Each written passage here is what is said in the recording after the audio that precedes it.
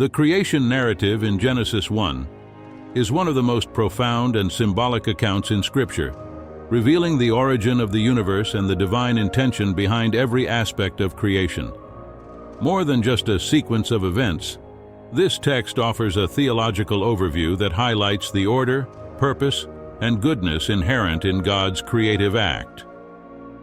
Each day of creation carries unique meaning, culminating in the creation of humanity and God's rest on the seventh day. This explanation provides a detailed reflection on each day, aiming to shed light on the purpose and spiritual depth of God's work while exploring the central role of humanity in the divine plan.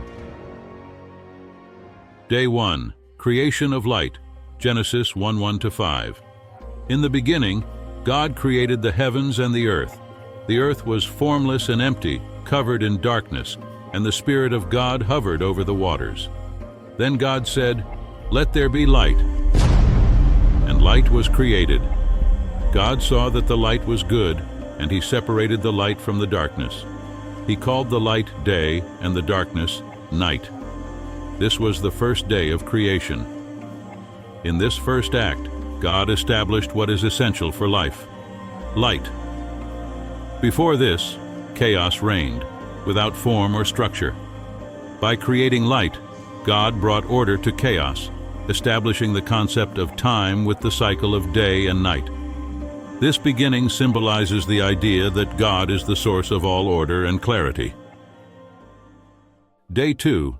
Separation of the waters, Genesis 1:6-8.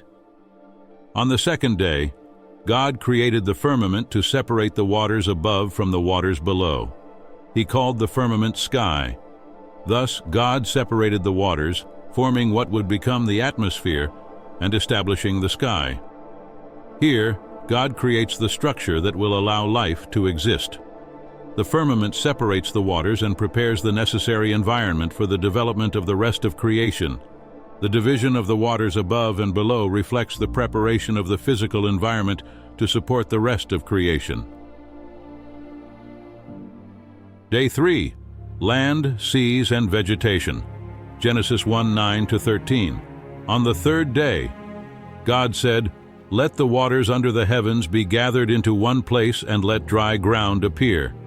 And it happened. God called the dry ground land and the gathered waters seas. God saw that it was good.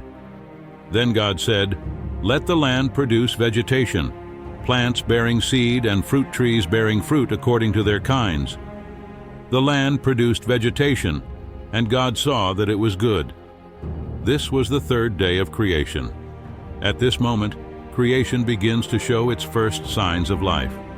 The vegetation and dry land allow the emergence of conditions suitable for future life to flourish. The variety of vegetation is mentioned to highlight the richness and multiplicity of divine creation. Day 4. Sun, moon, and stars, Genesis 1:14-19. On the fourth day, God created the lights in the firmament to separate day from night.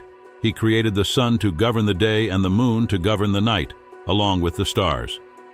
These lights would also serve as signs to mark seasons, days, and years. The role of the lights goes beyond simple illumination. They are divine instruments to organize time, providing humanity with a calendar for seasonal activities. By establishing the cycle of light and darkness, God creates a structure in which life can thrive and organize itself. Before we continue, I would kindly ask you to subscribe to the channel so that we can spread the Creator's message to even more people. Thank you. Day 5. Marine creatures and birds, Genesis 1:20-23.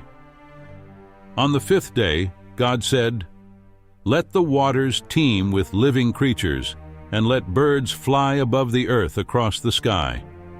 God created great sea creatures and every living thing that moves in the waters, as well as every bird according to its kind. And God saw that it was good. Here, God blesses life for the first time, instructing the sea creatures and birds to be fruitful and multiply, filling the waters and the sky. Animal life begins to emerge with variety and dynamism, and God delights in the abundance of creation. Day 6, Land Animals and Humankind. Genesis 1:24-31. On the 6th day, God commanded the land to produce living creatures according to their kinds, livestock, wild animals, and reptiles. And it happened. God saw that it was good. Then God said, "Let us make mankind in our image, in our likeness. Let them rule over the fish of the sea, the birds of the sky, the livestock, and all the earth." God created man and woman in his image. He blessed them and told them to be fruitful, multiply, and fill the earth. God gave humans dominion over all creation, offering them plants and fruits of the earth for food.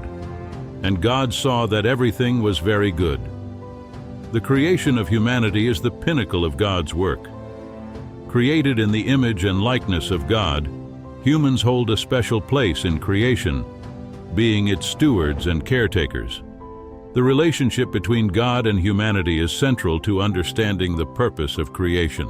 The blessing and command to rule and care for creation reflect God's trust in humans as his representatives on earth.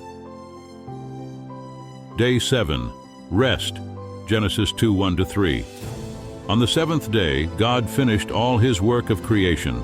He rested from all his labor, blessed the 7th day, and made it holy because on this day he rested from all the creation he had done. God's rest on the 7th day is a moment of contemplation and reflection on creation. This rest does not imply weariness, but rather the completion of a perfect work.